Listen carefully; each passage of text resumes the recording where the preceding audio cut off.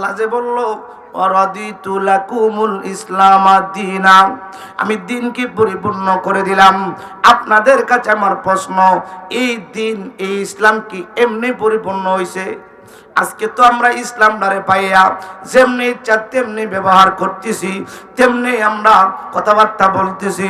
এ আমার পিতলগঞ্জের বন্ধুরা বাবারা, ও আমার আশপাশের বন্ধুরা বাবারা, এই ইসলামকে জিন্দা করতে যাইয়া সাহাবায়ে কেরাম মরুভূমির মধ্যে তাজা রক্ত বিলীন করে দিয়েছে। কত সাহাবী শহীদ হয়ে গেছে এই ইসলামকে জিন্দা করতে যাইয়া। আমার দয়ার নবী মায়ার নবীজি কত আঘাত যন্ত্রণা সহ্য করেছে, ঠিক কিনা বলেন? ইসলামটা এমনি জিন্দা হয় নাই। ইসলামকে জিন্দা করতে যাইয়া সাহাবায়ে কেরাম তাজা রক্ত মরুভূমির মধ্যে বিলীন করে দিয়েছেন। হাজার হাজার সাহাবীরা জীবন দিয়েছেন, ঘর বাড়ি সব নবীজির প্রেমে ইসলামের জন্য বিসর্জন দিয়েছেন। জোরে কন্যা সুবহানাল্লাহ। আমার বন্ধুরা বাবারা, আল্লাহ যে বলল ইসলামটাকে পরিপূর্ণ করে দিলাম, ইসলামটা কিভাবে পরিপূর্ণ হইল আমার আলোচনাটা ওই জায়গার মধ্যে। আপনারা জানেন আমি ধারাবাহিকভাবে কথা বলি, এখান থেকে অতটুক ওখান থেকে অতটুক ভেঙ্গে ভেঙ্গে কথা বলতে পারি না। এই জন্য ধারাবাহিক আলোচনা আমরা শুনব ইসলামটা কিভাবে জিন্দা হইল। ইসলামের দাওয়াত দেওয়ার আগে নবীজির শত্রু কেউ ছিল না, সবাই নবীকে ভালোবাসতেন, ঠিক কিনা বলেন? উতবা বলেন, সাইবা বলেন, আবুল আহাব বলেন, আবু জেহেল বলেন, সবাই আমার নূরের নবীরে ভালোবাসে ইসলামের দাওয়াত দেওয়ার পূর্বে, ঠিক কিনা বলেন? যেই মাত্র ইসলামের দাওয়াত দেওয়া শুরু করছে তখন যারা মক্কার কাফের ছিল, বড় বড় সর্দার লিডার ছিল, এরা আর আমার নবীরে দেখতে পারে না, ঠিক কিনা বলেন? যেমন আমার নবীজি যখন ওনার চাচা আবু তালেবের দায়িত্বে ছিলেন তখন নবীজি ইসলামের দাওয়াতি কাজ শুরু করলেন। তো এক পর্যায়ে আমার দয়ার নবী মায়ার নবীজি ইসলামের দাওয়াত দেয়। মক্কার বড় বড় লিডার যারা আছে সবাই এক জায়গায় বৈশা এক জায়গায় আইসা আপনার এক জায়গায় আইসা আপনার একত্রিত হইয়া আবু তালেবের কাছে মিটিং লয়ে বসছে। মিটিংটা কি? মিটিংটা হইল, আবু তালেব তুমি তোমার ভাতিজাকে সামলাইবা। ভাতিজা কিন্তু আমাদের ধর্মের মধ্যে চুনকালি মারতেছে, বাপদাদা ধর্মের মধ্যে। তোমার ভাতিজারে কিন্তু আমরা আস্থা রাখবো না, এমন একটা হুমকি দিয়া গেলেন। আবু তালেব চিন্তার মধ্যে পড়ে গেছে। আমার বন্ধুরা বাবারা, আবু তালেব বলেন আমাকে আমার আব্বা আমার ভাতিজার দায়িত্ব দেয়া গেছে, ভাতিজার বিরুদ্ধে কোনো কথা তো আমি বলতে পারবো না, কিন্তু মক্কার সব গোত্রের লিডাররা নেতারা বলছে আমি যেন আমার ভাতিজাকে সামলাই। এমন ভাবে চলতেছে কিন্তু আবু তালেব আমার নবীকে কিছুই বলতেছে না। এমন ভাবে আমার নবীজি যখন ইসলামিক দাওয়াতি কাজ আরো বেগবান হলেন, মক্কার বড় বড় লিডাররা আবু তালেবের বাড়িতে এসে মিটিং করলো। ডাক দিয়া কয়, আবু তালেব তুমি কি তোমার ভাতিজারে বাঁচায় রাখতে চাও নাকি দুনিয়া থেকে বিদায় করতে চাও? খুব বাঁচায় রাখতাম চাই। খুব বাঁচায় রাখতে হইলে তোমার ভাতিজারে ওই যে দাওয়াতি কাজ করে ইসলাম নামে একটা ধর্মের দাওয়াত দেয়, এই দাওয়াত থেকে তুমি বন্ধ করাও, ফিরাও। আচ্ছা ঠিক আছে। আমার নবীজি দাওয়াতি কাজ সাইরা সন্ধ্যাবেলা বাড়িতে আসছে।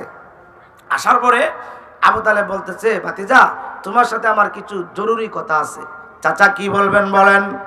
ও ভাতিজা, মক্কার বড় বড় লিডারেরা আজ থেকে কিছুদিন আগে তোমার বিরুদ্ধে আমার কাছে নালিশ দিয়া গেছে, কিন্তু আমি তোমাকে কিছু বলি নাই।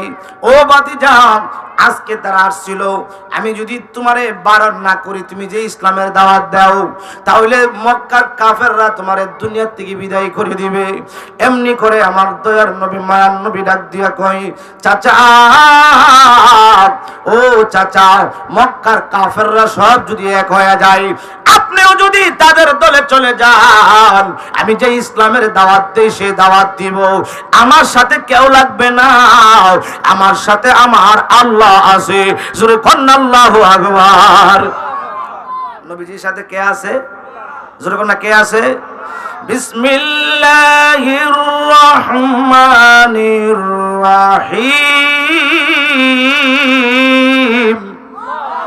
মা ওয়াদ্দাআকা রাব্বুকা ওয়া মা ক্বালা। আল্লাহ কই বন্ধু আমি আপনাকে ছেড়ে যাই নাই, আমি আপনার সাথে আছি। আল্লাহ আমার নবীর সাথে আছে না নাই? জোরে কোন আছে না নাই? আল্লাহ যার সাথে আছে তার কোনো ভয় আছে, চিন্তা আছে, টেনশন আছে? আমার নবী ডাক দিয়া কয়, চাচা মক্কার কাফেররা কেন? ও চাচা আপনিও যদি আমার বিরুদ্ধে চলে যান আমি নবীজির কোনো কিছু আসে যায় না। আমি যে দাওয়াত দেই, আমি যেই কথা বলি, ও চাচা এই কথাগুলি আমার কথা না। আমি যেই কথাগুলি বলি এগুলি আল্লাহর কথা। আমি যা বলি সব আল্লাহর কথা। আমি নিজে কোনো কথা বলি না, যা বলি আমার আল্লাহ আমারে বলাই, সব আমার আল্লাহর কথা। জোরে কন্না আল্লাহু আকবার। ওয়ামা ইয়ানতিকু আনিল হাওয়া ইন হুয়া ইল্লা ওয়াহয়ুন ইউহা। জোরে বলেন আল্লাহু আকবার। আমার নবী কয় আমি যা বলি সব আল্লাহর কথা, আমি নিজের থেকে কোনো কথা বলি না। জোরে বলেন না সুবহানাল্লাহ। ও চাচা আপনি কেন? মক্কার সব মানুষ যদি এক হয়ে যায়, আমি নবী একা যদি থাকি এরপর আমি বই করি না কেন? না আমার সাথে আছে আমার আল্লাহ রব্বুল আলামিন। রব্বুল আলামিন যার সাথে আছে তার কোনো দুনিয়ার ভয় নাই, তার কোনো চিন্তা নাই, টেনশন নাই। জোরে কন্না আল্লাহু আকবার। আল্লাহুম্মা সাল্লি সাইয়্যিদ মাদানা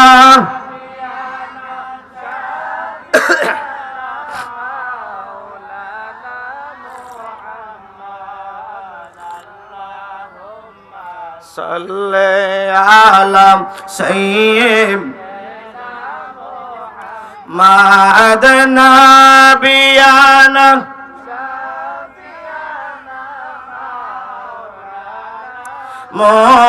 মুহাম্মাদ। আল্লাহুম্মা সাল্লি আলা সাইয়্যিদিনা সাত সমুদ্র 13 নদী পারি দিতে পারলাম না। বলেন সাত সমুদ্র 13 নদী পারি দিতে পারলাম না। আমরার নূরের নবীর পাকর যাই আমরার যাওয়া হইল না। আল্লাহুম্মা